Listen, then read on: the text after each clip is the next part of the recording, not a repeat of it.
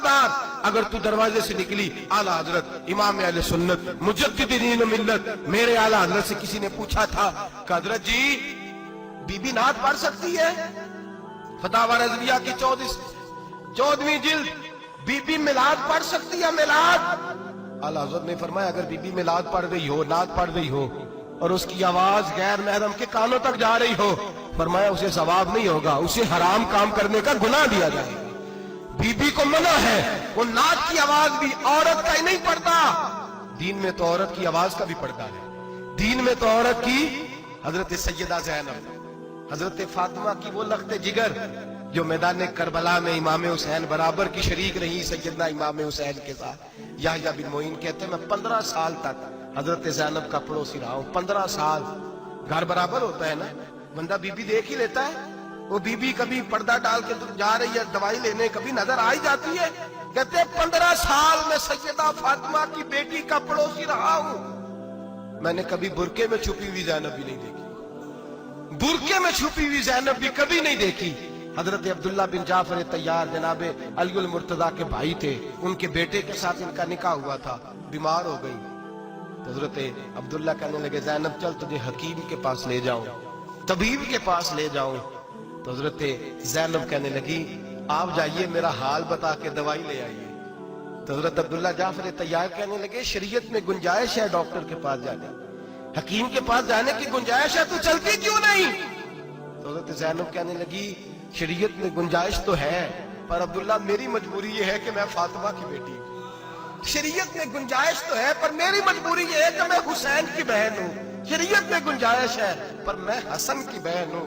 शरीयत में बड़ी गुंजाइश है पर लोग मुझे मोहम्मद अरबी की नवासी कहते हैं। गुंजाइश तो है पर मैं नहीं ना निकल सकती, इसलिए कि जितना कोई अपने आप को दीन के करीब जानता है उतना उसके पैरों में शरीयत की जंजीरें ज्यादा होती हैं। तो जनाब सैयदना अब्दुल्ला कहने लगे अगर तू पर्दा कर गई, अगर तू चली गई, तो फरमाने लगे ये तो अल्लाह की मशीयत है, तू दवाई ला दे ताकि मैं खा लूं, और अगर मैं चली गई तो मैं अपनी माँ से जाके कहूंगी कि अम्मा सारी तकलीफें मैंने छाती पे बर्दाश्त की हैं पर मैंने तेरे पर्दे पर आंच नहीं आने दी।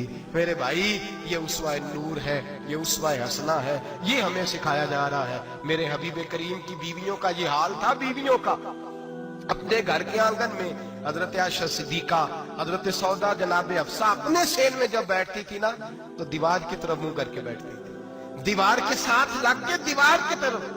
बीबियां अपने घर के अंदर भी दीवार की जानिब मुंह करके बैठती थी। लोग पूछती, बीबियां पूछती कि अपने घर में भी दीवार को मुंह करने का मतलब? कहती हो सकता है कुछ छत पे चढ़े अचानक नजर पड़े तो हम चाहती हैं फिर भी हमारा चेहरा नजर ना आए उसे, फिर भी हमारा चेहरा नजर। हम अपने घर के अंदर भी पाबंद रहती हैं कि हमारे चेहरे नजर ना आए। खुदा रा बड़े पैसे जिंदगी में लुटाए हैं, 1000 1500 बुरके पे भी खर्च करो, वो घर ले जाओ, वो अम्मा को भी दो, बहन को भी दो, बीवी को भी दो, उसको कोई ये पहन ले। इसलिए कि जब तो हजरत फातिमा के तरीके का पर्दा करेगी तो तेरे आंगन में सैयदा ज़ैनब की तरह की बेटियां पैदा होंगी, वो उस सुन्नत पे चलने वाली बेटियां तेरे आंगन में आएंगी। खुदारा मेरे भाई आज ये नियत करो, ये इरादा करो और अपने घरों को पर्दे का पाबंद बनाओ। अगर एक बेटी पर्दादार हो गई तो कई खानदान पर्दादार हो जाएंगे। अगर एक बेटी पर्दादार हो गई तो कई घराने संवरेंगे, कई जगह पे नूर फैलेगा। ऐ अर्श के मालिक, ऐ मेरे महबूब के खुदा, तुझे वास्ता है मेरे महबूब की बीवियों का और तुझे सदका हुजूर की शहजादियों का।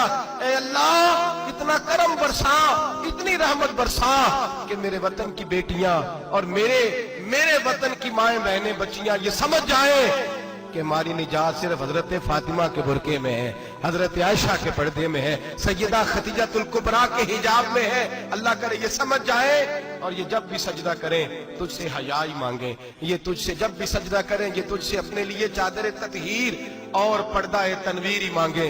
अल्लाह करे मुझ बेअमल की मुंह से निकले हुए लफ्ज किसी के दिल में तासीर बन के उतरे और फिर दुनिया के अंदर ये रिवाज आम हो कि हर कोई पर्दा करे, हर कोई बापर्दा हो जाए। ऐ अल्लाह तू तासीर नाजिल फरमा, ऐ अल्लाह तू अमल की दौलत नाजिल फरमा, ऐ अल्लाह हमारी बेटियों को इज्जत की चादर अता फरमा।